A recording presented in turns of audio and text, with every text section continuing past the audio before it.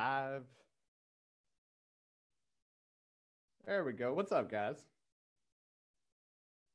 Man, I tell you what, it is a rainy day outside right now, but I feel great. I just got done doing some jumping jacks and nice and nice and pumped up for this stream today, showing y'all the behind the scenes because that's actually the topic of the podcast today.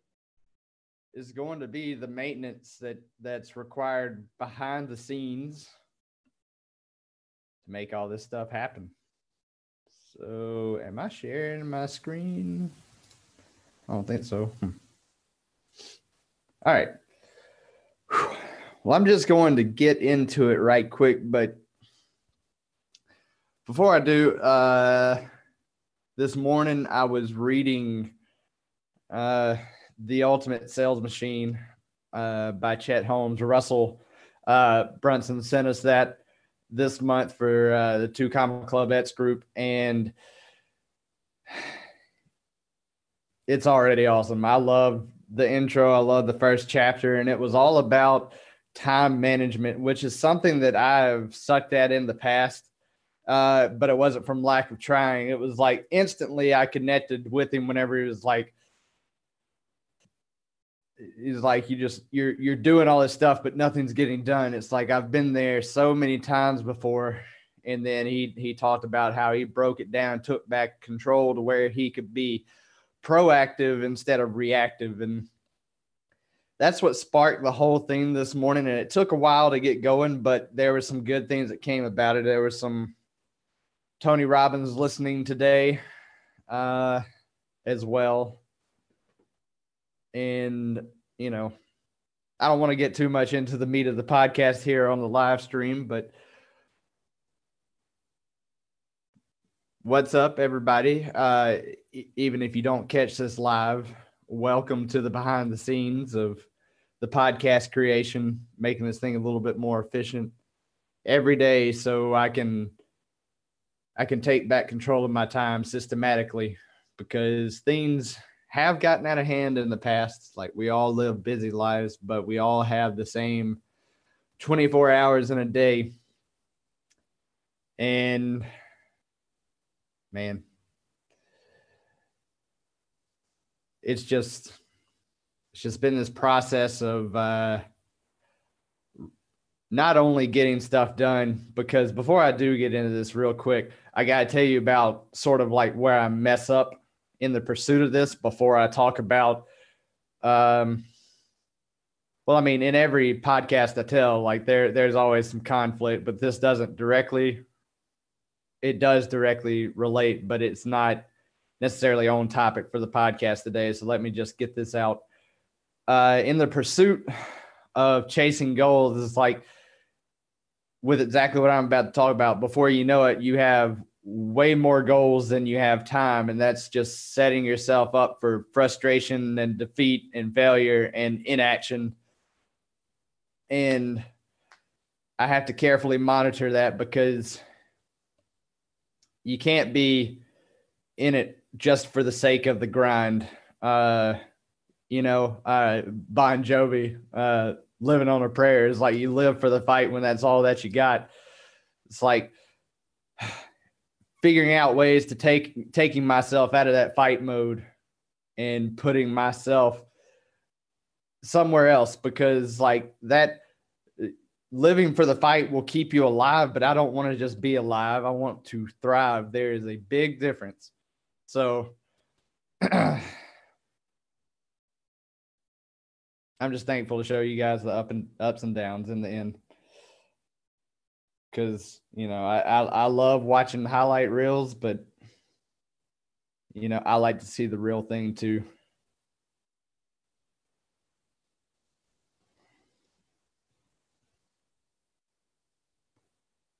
All right, here we go. 3, 2, 1. What's going on, everybody? Today, we're going to talk about why there is wealth in health and health in wealth, and back and forth they go, because they are directly tied together for sure. And the thing that really got me going on this was this morning I was reading The Ultimate Sales Machine by Chet Holmes. Russell Brunson sent it to us this month. And I'm always loving continuing my education on this stuff and reading different points of views. And it's just amazing because I was reflecting on, it's like, man, would I have ever done this had I not just radically shifted the way I do things and reorient my way of thinking. But I love reading every morning. Like, it's the last part of my morning ritual. And that's really where I start to feel the momentum pick up all the way. Like, it reaches that completion point. But the thing about it was, on this first chapter this morning, it was talking about getting yourself out of reaction and into creation, which I've spoke on before, but I just love the way he shared this. It just really struck me. And he talked about how, you know, for the longest time he was running in this tremendous state of overwhelm because he was living in reaction, and he was letting these themes that he was calling got-a-minute meetings like really throw him off. And I was like, that gets me too. But it's, you know, I'm most of the time working by myself, at least physically. I'm communicating over computer a lot these days. It's something that I'm also keeping an eye on, monitoring for, you know, screen reasons and how that affects your health, and how I've talked about that before. But just the whole concept of the got a minute, whether it's your cell phone, whether it's the email, you know, whether it is playing the game, you know, it's like you're not necessarily playing the game to engage and spark creativity. It's one of those times where you're like, I got a lot of stuff I got to do. I'm just going to chill for a second and play this. You know, it's like that sort of time. They're not really productive. Like, I've been there, done that. Let me assure you. But what I ultimately wanted to do is, you know, in the end, is I wanted to make an impact on the gaming industry, and figuring out who I could serve the best with my skills, the best has been this process, because I've always, you know, ever since, you know, thinking about crafting these stories and publishing every day, as I've been challenged to do, and I'm just loving doing it. I love doing this podcast. But, you know, it forces you to look back on some of these things and realize whenever your intentions were good, but you had kind of lost the outer objective, because honestly, I thought I would be after this one thing, and then if it didn't happen exactly like that, it was like the entire plan was ruined. I was going to have to scrap it, et cetera, et cetera. And one of the biggest issues was figuring out the who. I knew what I could do personally. I just didn't know exactly who the who was. I didn't know how to identify them. I started as the gamers because I went through my own health issues, you know, some that were thrust upon me, and then others that I did to myself. And I knew that I had skills in personal training and health and nutrition, and it allowed me to see things from this point of view that I hadn't seen things from before. The gamer that's physically injured and suppressing pain, physical or mental, both for me personally, and really allowing the fear that comes as a result of that. You know, no matter what your job is, if you sustain some sort of trauma, it's like that's life altering like that, you find ways to deal with it. But I knew I could help that person. And then it was like, okay, how can you help that person? I started exploring my options there too. I was like, okay, can I teach them how to play games better? I was like, you're not really that good. I was like, and that's okay. That's for me. It's like, those, I want to say childhood dreams of playing professionally or whatever is like, once I became unwilling to do what it took to be the best in the world, that's whenever I stopped really chasing the being good. And I have gotten a lot better. But you would be amazed how little time it takes to maintain the skill. Cause I don't actually play that much these days for now. It's just not congruent with the current goals, but I'm maintaining what I got, what I worked so hard for, and it's taking very little. And, continual growth is something that on the inside, I'm always chasing. It's just growth is one of the 6 human needs, and it's one that you need for happiness. And it's one that I have to satiate personally without kind of flooding the other emotions with and meeting them through either neutral or destructive ways. But as you continue to grow, and what I found out is growth creates complexity. I heard Alex Sharfin say that, and it really resonated with me. And that complexity caused some misplaced focus. It's not that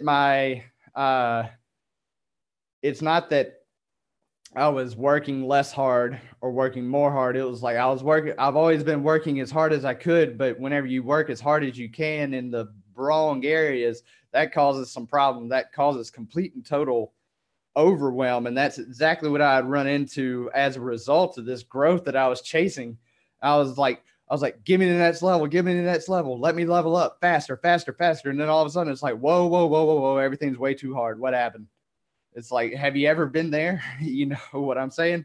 So, my realization was this after having said all of that, if I couldn't show up at the show, my channel, my stream, if I could not physically show up to be the personality because I had beaten myself down so much, I was not in the right spot. And I was going to have to do everything I could to be turned on, because turned off, I was not having a good time. I was not attracting the people that I could help. It was that thing people do sometimes, and Twitch is notorious for this. It's like, I'm in pain, I'm in worse pain, and they start competing on who's in the most pain, and no one ever gets anywhere. It's easy to let your channel become that, especially when you're in pain. So that's been like the biggest turning point of this journey, was realizing that if I was going to generate wealth online, whether it be through Twitch or blogging or selling stuff on Amazon or whatever it was, I was going to have to be healthy. I was going to have to be able to perform in the areas where I was the best. So the first thing I did once I had this realization was I stopped everything and I reprioritized, and I identified the areas of infinite leveling up.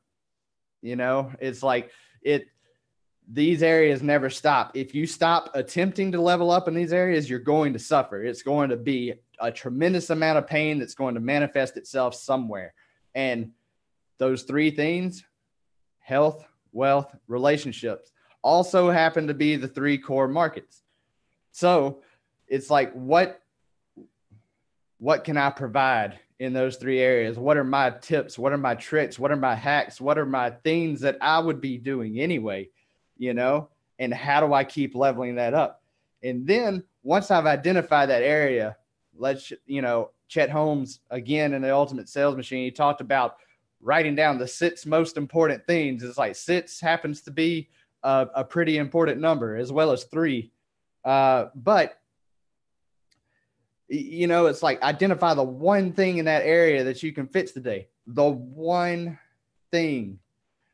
And man, that's so important, because this illusion of multitasking, I can't necessarily speak for women. Women are better multitaskers than men, but for me, multitasking does not exist. I need to focus on the one thing or else I don't move. It's just the way it is. I've identified it in myself. And then after I do that, I create systems to win fast. I'm trying to win by progress in those areas that matter the most. So it's one of these things, and I always joke about this with the personal training clients that I still have. I'm not accepting any more, but I have a pool of people who some are actively training with me now, some who are not, but the spots open until it's not anymore, sort of thing. I'm not actively searching for people to come in, because what I found is, it's like helping someone adjust their physiology is helping them gain emotional control and strength. And it's a very personal thing. So whenever I take on a client one-on-one, like, I'm going to understand that person back and forth, on a level that most people might not even know. Like maybe their spouse doesn't understand them the way I do, or their parents or their brother or their sister is. Like, you become connected. But I always joke with them, for a long time, I was like, we always come in and I say, this is the one thing we're going to fix today. And I identify like the specific body part or the specific motion I'm after that day. And then, a few days later, they come back and they have 3 problems. Like, we fix the one thing and then 3 problems show up. And I would say that's the problem, but not really. You know what I mean? Like, that's the fun of it. It's like, because now you have options. So we fixed the one problem, 3 more popped up. And then it's like, now out of those 3, identifying the one thing we're going to fix the next time. And of fixing that, it's like 3 things popped up. Options are good. And I stopped calling them problems. It's like, we fix one problem and 3 more adventures pop up, and adventures are exciting. It's not a have to, it's a get to. And, another part, the real problem with me is when the game starts to feel easy, I start to panic a little bit. I start to question. I'm like, this feels too easy. I'm walking around. There's no enemies around. I'm either going the wrong direction or there's an ambush. And, the thing about it is, whenever you are healthy, things become easy, and whenever things become easy, you can help people so much more. And if the way you help people is through your stream, then you have to be healthy. You have to be taking care of yourself, or else your audience won't be taking care of themselves. Those are the kinds of people that will be attracted to you and your show. And this is the real transformational part for me on this, is you have to reward yourself for doing the right things, even if no one else is. Whenever you've identified that one thing and taken that action, and the only one that saw it was you, it's like, that's going to happen most of the time. So reward yourself how you want to reward yourself. But remember, I'm always like, am I rewarding myself constructively, destructively, or neutral? It's like, it depends on, it's very situational, and it's only up to you, and the vision continues to expand. It's like, I talk about these 3 more problems, adventures pop up, and it's like, you choose your adventure of the 3, and then you've essentially chunked that. You're like, this is how I'm going to tackle that new thing. And then it continues on and on. And the more that you're able to chunk, the 3 things become one thing again. And that, to me, is the ultimate way to manage your time. Set yourself up to win the games that are important fast, so you can be turned on and deliver the show. And remember, you're just one upgrade away.